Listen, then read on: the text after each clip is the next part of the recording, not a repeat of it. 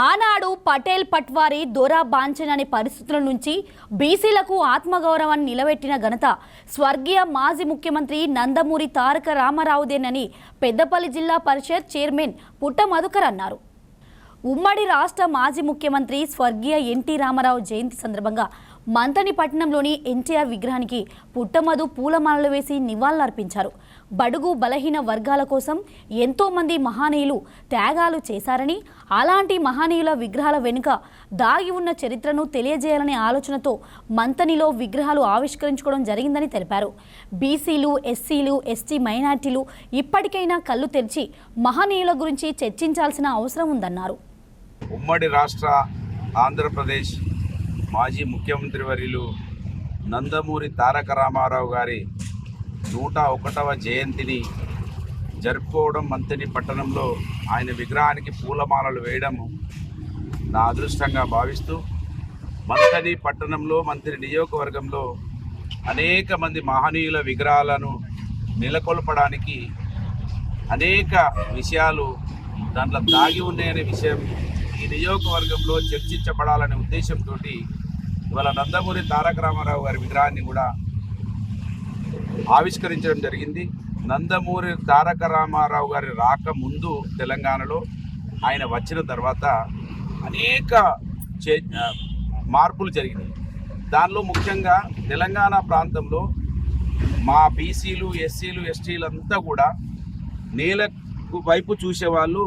పెద్దవాళ్ళు ఉన్నప్పుడు నేలపై కిందికి చూసేవాళ్ళు. పెద్దవాళ్ళను కనీసం తల ఎత్తి చూడకపోయేవాళ్ళు.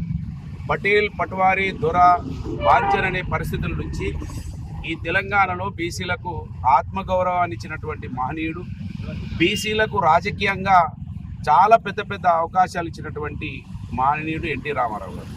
ఎస్సీలలో కూడా ఎన్టీ రామారావు గారి రాకముందు కాంగ్రెస్ పార్టీ చెప్పు చేతులలో ఉండే వాళ్ళను మాత్రమే రాజకీయంగా వాళ్ళు వాడుకునేవాళ్ళు.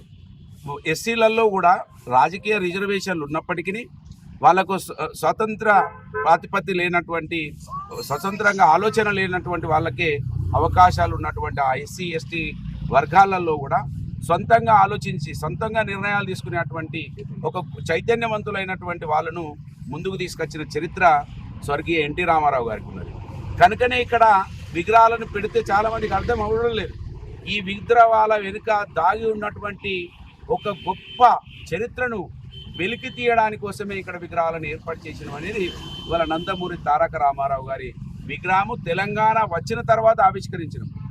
ఆంధ్రప్రదేశ్ ఉమ్మడి రాష్ట్రంలో ఆవిష్కరించలేదు. ఇక్కడ కారణం ఇవాళ బీసీలు ఈ రాష్ట్రంలో ఇంత ఎదిగిందంటే ఆయన ఆ రోజు విత్తనం వేస్తే ఇవాళ వృక్షమై మా బీసీలు ఎక్కడికక్కడ ఇవాళ గొప్పగా ఎదిగినట్టే కారణం స్వర్గీయ కీర్తిశేషులు ఎన్టీ రామారావు గారు అనే విషయాన్ని ఈ నియోజకవర్గంలో ఉన్నటువంటి అత్యధిక సంఖ్యలో ఉన్నటువంటి బీసీలు, ఎస్సీలు, ఎస్టీలు, మైనార్టీలు ఇప్పటికైనా కళ్ళు తెరవాల్సిన అవసరం ఉన్నది. మహనీయుల గురించి చర్చించాల్సిన అవసరం ఉన్నది. చరిత్ర లేని ఒక వ్యక్తి పూజ చేయమని ఒత్తిడి చేసేటువంటి ఇవాళ అధికార పార్టీలో ఉన్నటువంటి కాంగ్రెస్ పార్టీ నాయకులు కావచ్చు, కాంగ్రెస్ పార్టీ నాయకుడు కావచ్చు, నా గురించి, నా తండ్రి గురించి చెప్పమనే ఒక నీచమైన సంస్కృతిని ఎండగట్టాల్సిన అవసరం ఉన్నది. ఎక్కడ అవకాశం ఉంటే అక్కడ ఇవాళ మహనీయుల విగ్రహాల్ని కాంగ్రెస్ పార్టీ కూడా నెలకొల్పాలి.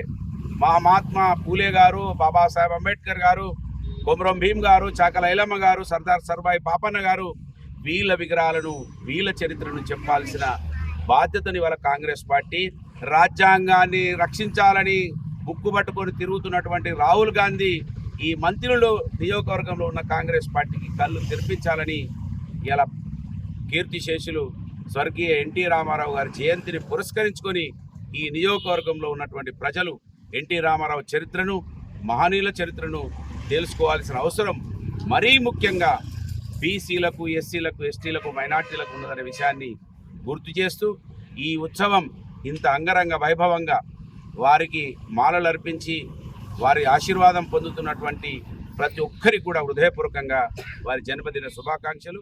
జై తెలంగాణ.